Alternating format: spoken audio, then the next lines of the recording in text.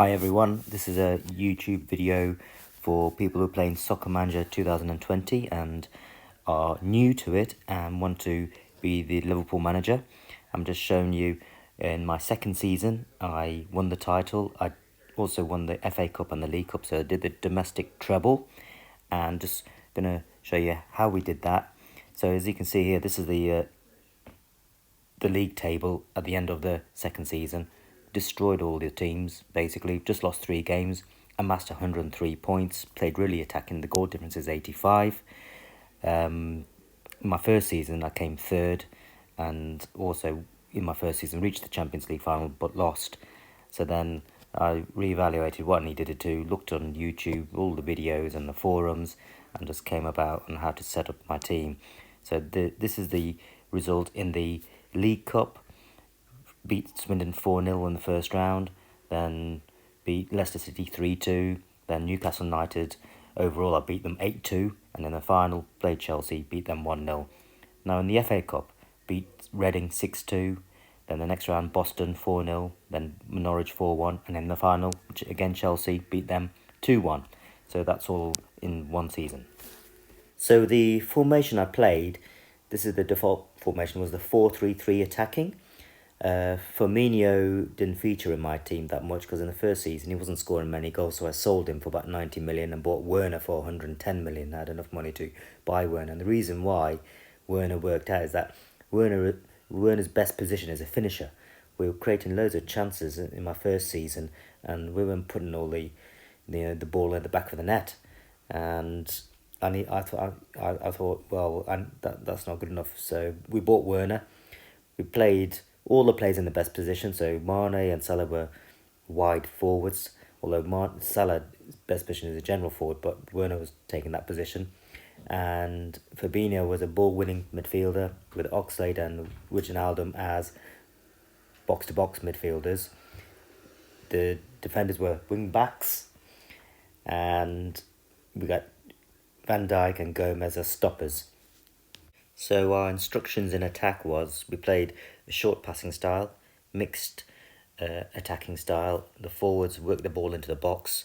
Sometimes if we were just faffing around and not shooting enough, then I might change that sometimes to just shoot on sight if we were struggling to get enough shots on target. With the wingers making overlapping runs and the midfield's mixed. Otherwise, I didn't tend to change this too much. In my first season, I was changing, if we were losing, I was changing passing style direct, and we were just hoofing the ball around, and we weren't scoring many goals. My changes made no difference. We played actually worse than if I just left the settings as they were.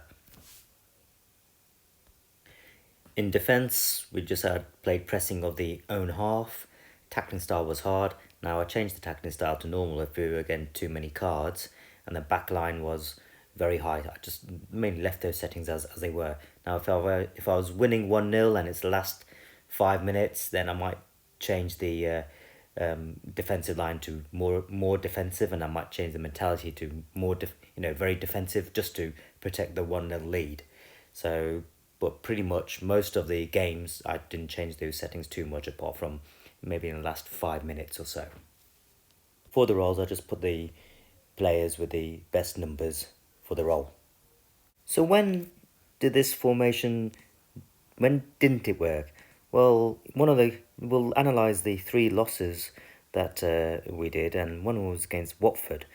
And, you beat Man City, you'll beat Man United, you beat Arsenal, and then you come to Watford, you're playing at home, you expected to beat them, and then they just beat you 2-0. You can see I dominated possession, had loads of shots, but Watford managed to beat me 2-0.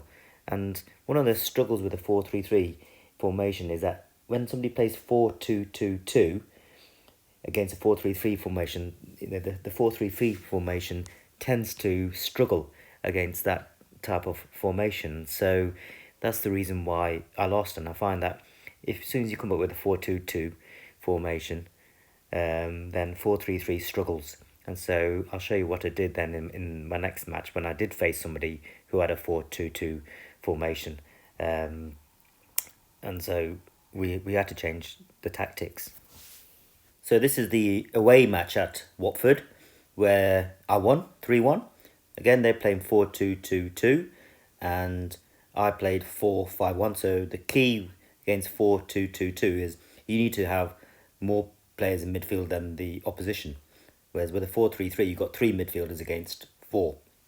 And so by playing 5 midfielders, we managed to win. The possession wasn't as much as before, but it did the job. And that's how you play against the 4-2-2-2 formation.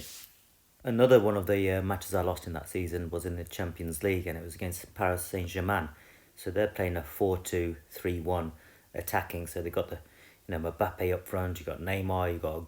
It's a good 4-2-3-1 you're playing, and the 4-3-3 couldn't handle it. And they also beat Man City, Paris Saint-Germain, and in this season, and Man City were playing 4-3-3 as well. So against a good 4-2-3-1, 4-3-3 is going to come a cropper.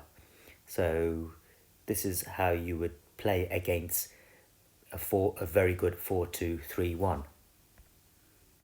My son was a manager of Tottenham as well, and he got to the Champions League's final, and he was going to play Paris Saint-Germain. And we researched how to play against this for a very good 4-2-3-1. And the best way was a 4-4-2 wide diamond, similar to what's illustrated here. And you've got, the main thing is you've got 2 central defenders and a central defensive midfielder, which soaks up the pressure, and then you're exploiting the wide areas where behind the 3 midfielders of Paris Saint-Germain. And this he won 1-0, so it's quite an effective way of keeping Mbappe quiet. Otherwise, Mbappe usually breaks through and runs and scores a goal. So this is how I would play against them next time if I'd faced them. Hope you enjoyed the video. By the way, I'm a dentist in Derby at Cavendish Dental Practice. If you want braces doing or implants, then give us a shout.